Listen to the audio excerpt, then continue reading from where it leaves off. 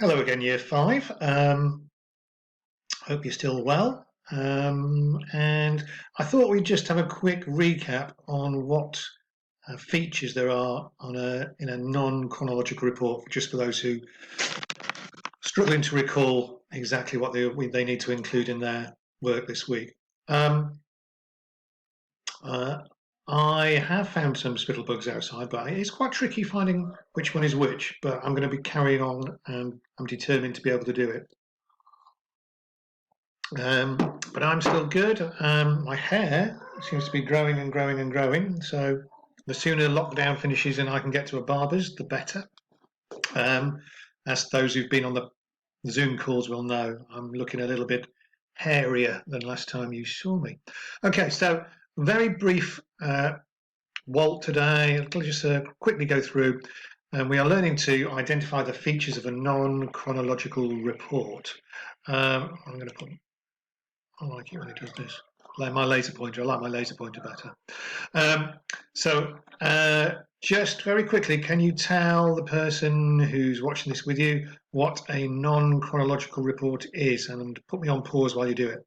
Good. Thank you for doing that. So we're going to have a quick look at the features of a non-chronological report and the purpose. Let's start with what is the purpose of a non-chronological report. So we don't know what we're meant to be doing. How can we do it? So come on, there we go. So the purpose. There's a picture of Mr. Johnston working very hard down there. Non-chronological, can't speak. Non-chronological reports don't have to be read in any order. Don't have to be written in any order either. So we often see non-chronological reports as information sheets with things dotted around. So the aim is to give as much information on the topic as possible. And it's useful for studying things we don't know a lot about. So I don't think many of you know very much about spittlebugs. I know I don't. As always, every time we write one of those things, we are going to write in paragraphs. We are going to use capital letters, full stops, punctuation, correct spellings, make sure it makes sense, use our best handwriting. It will contain an introduction, it will have a main body and a final paragraph. Yeah. But let's have a look at those specific features on an example. As you know, Mr. Davies likes his coffee. It is still early in the morning. Right, here we go. Oh, what we've got, I just have to flick down here. Okay, so, we're not going to look at that one. We're going to go, here we go, straight to a non-chronological report. And if you want to set it out like this, that's absolutely fine. You do not have to write in a traditional paragraph. I think if you do it this way, it can be much more powerful and more interesting for me, the reader, to look at. And I can really kind of like jump around and decide which bits I want to read and which order I'm going to read them in. So this one is about werewolves. And there are some features here that all good non-chronological reports should have. So, he says, it has an introduction. Now, obviously, the best place to put an introduction is in the top left-hand corner.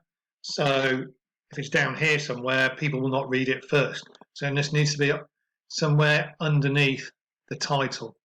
So, your title might be Spittlebugs.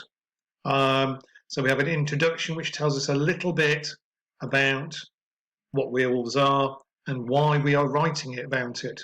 Okay, there has to be a purpose for this.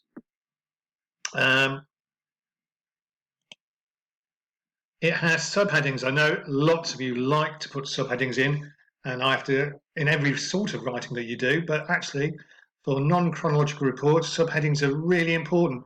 So I can go, oh, how dangerous are they? Modern culture, shape-shifting, appearance. So I can decide which order I want to read them in. Or I might be just looking for one specific piece of information. I might have seen a werewolf. I haven't. They're not real. And I might decide that I need to find out how dangerous they are. Or in fact, are they dangerous? So, moving on. So that's our main information here. So that's what I want to know about. There are pictures and diagrams. Why do we use those? Because they break up the text and they pass on more information. So I might want to know what one looks like.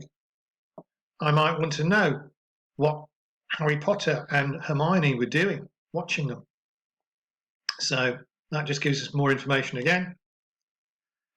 And we've written in the present tense and third person. So we're not using the word I. It's not about what I think. It's about what everyone thinks. It's the third person. And the present tense, so it's happening at the moment. Okay? It is happening at the moment. So really, those are the main features that I want to see in your reports. So what's the report about? Subheadings, third person, so it's he, she, it, pictures and diagrams.